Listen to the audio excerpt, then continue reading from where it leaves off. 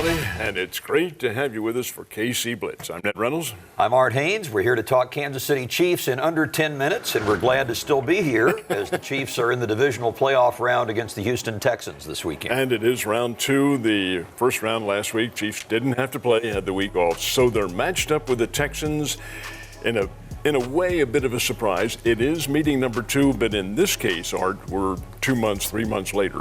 How do the Chiefs match up with Houston? Well, I think pretty well, based on, and you wouldn't have said this back October 13th when the teams played the first time, and the Chiefs blew a 17-3 lead and lost 31-24, that the difference might be the Chiefs' defense. But it has come on so strongly in the second half of the season. Houston, meanwhile, gave up a lot of yards, fell way behind against Buffalo last week, and then rallied to win in that playoff game. But I think the Chiefs' defense is probably the difference, with one caveat, and that's going to be without the outstanding rookie safety, Juan Thornhill. Thornhill won't be there. The Chiefs, though, relatively speaking, are healthy. What, in your opinion, does Kansas City need to do? Now, man for man, probably a better team than Houston, but what do they need to do to assure a victory, in your opinion? Well, I mean, they need to stop the run. The first time Carlos Hyde, a guy the Chiefs let go in training camp, rushed for over 100 yards against them, and they were still having trouble against the run. Now they have played so much better. If they can do that and contain Deshaun Watson, and it's hard to do both. You're playing the run up the middle, but you're also trying to spy Watson, and then he, by the way, also is a very capable passer. So, I mean, it could be another relatively high-scoring game. All the wild-card playoff games were pretty defensive the first weekend. Two of them went overtime. But in this case, you've got two pretty high-powered offenses. Buffalo ran for 172 yards against Houston. Does that tell you anything about what Kansas City might be able to accomplish? Might. Now, you know, that's not been the Chiefs' strength, but LaShawn McCoy certainly ought to be fresh.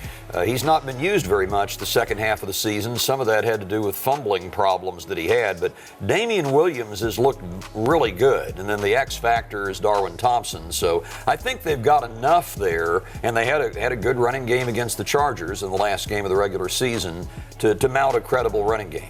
You mentioned Deshaun Watson, and the fact is that Houston was behind Buffalo 16-0 last week, and in the second half, late in the second half, and came back to win the game. And Watson was primarily responsible for that. Do the Chiefs have enough defensive speed to be able to contain him?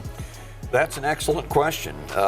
You know, the MVP of the defense has been Tyrann Mathieu. I mean, I didn't know how good he was. By reputation, he's got the Honey Badger nickname and all the persona.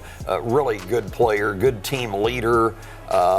So you hope now they can absorb the loss of Thornhill. Kendall Fuller looks like he's going to move to safety from slot corner and fill in there. But that's a great question. Yeah, I think they do have the ability to not let Watson just go crazy with his legs. Well, they're going to have that ability because Watson, the Chiefs have prided themselves this year on putting the quarterback under great pressure, not necessarily sacking the quarterback, but taking him out of his rhythm. Were they, back on October 13th, able to do that against Watson? Well, not to a great extent, but you're right about the Watson being sacked. In Houston's losses this year, I believe he's been sacked 24 times. So teams have been able to get to him, and the Chiefs have mounted a good pass rush here in addition to their increased ability to stop the run. So that's going to be key, is going to be not just to contain him, but sometimes to get him on the ground. This is subjective now on your part. How would you rate Watson as a passer as opposed to Mahomes? Well, I don't think anybody really is in Mahomes' category as far as his arm strength plus creativity plus mobility combination and accuracy, really. But Watson is very good. Watson still you think of more as a dual threat quarterback, and Mahomes is more of a passer who can have escapability, but he's not really a runner. It'll be a very fascinating matchup, and the Chiefs are a 9-point favorite. We'll see what that may be a little bit much, but the fact remains it should be a pretty good game. Well, for this week's Blitz replay, we'd like to show you a little bit of a behind-the-scenes look at how we put together our electronic football replay presented by our producer, Tony Nguyen. That's the noise I hear every week.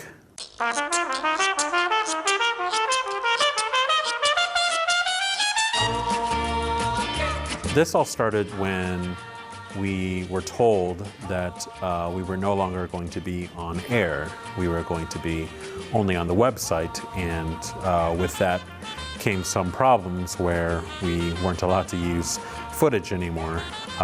So we had to just figure out what can and can't we do. We knew that we could use pictures, and I mean, that's about the extent of it. We came up with the idea of using electric football. Obviously, electric football is an old game from the 40s, 50s, where they use little vibrations to vibrate the players and have them move, and the little plastic pieces that they have move the players in certain ways. Several hours just for a minute-long video that we end up making.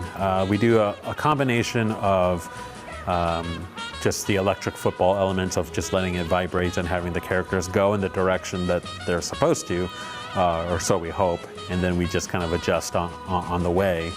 But then we also use stop motion to just kind of do the more complicated moves that actually happen in the actual plays. Yeah.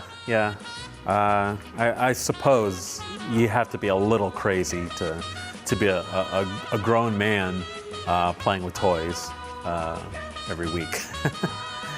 Yeah. Is that it? Okay.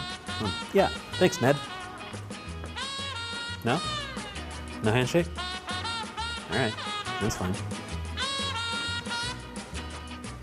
And you just leave him hanging there on the handshake. And the viewers are going to think I'm a referee or something like that. Didn't mean that in an insulting case. But the one thing that's missing from that electronic football is the zebra. That's right. Maybe for next year. Oh, I like that. I like that. Larry, number 17-year veteran White Hat, of course, joins us as always. We do have some interesting plays that occurred during the playoffs. Let's take a look at the first one, Larry, and see what you would have called. This is the game in which the quarterback does some scrambling here, Buffalo Bills quarterback, and he does make it into field goal territory, but the play is called back because of this right here. Yes, when an offensive player, the offense is going this way, obviously, the quarterback's here. When the offensive player gets beyond the line of scrimmage or whatever and has to come back and block, it's called a blindside block. And it's just an injury prevention type of a thing that came in about 3 years ago. And it only happens usually on sweeps or a quarterback keep around the end, which is happening here. The lineman goes downfield, and then he comes back. And it doesn't make any difference whether it's a lineman or a wide receiver. When he comes back toward his line of scrimmage and blocks, 15-yard penalty. Now let's take a look at the second scene on that, too, if we can, because I think that shows it a little more graphically. Here is the blindside block right up there. And he's coming back toward, and he really didn't have to do this in that game. I think the announcers pointed that out. The quarterback was way beyond, but I think, linemen like to try to help, and so he's coming back toward his line of scrimmage and blocks the defender. That's not the same as a crackback block, though, that you No, wrote down. a crackback block is a wide receiver coming back toward the ball, blocking below the waist. All right, let's go to the Within a next 5-yard zone. The next one occurred in the Minnesota Vikings-New Orleans Saints game, and this did create a little bit of controversy, although I didn't see it happen. Here's the touchdown pass in overtime. Did the receiver push away? Technically, it's offensive pass interference, but it's not egregious, it's not bad, and the defender is not playing the ball, and if, a sequence about starting right here, he's holding the defender's hands. So if you're going to call this, you should have called the holding too. And the ball's in the air, might have been defensive pass interference. But in the playoffs, I wish they would do this year round, but in the playoffs, they have a tendency to let them play a little bit more. And I wish we started that in September as opposed to the playoffs. So there is such a thing as being a little bit more lenient during the critical time. Well, I don't know about lenient, letting them play. Lenient, they're probably similar terms, but they want the fouls to jump out at you, not sit there in TV and think, what?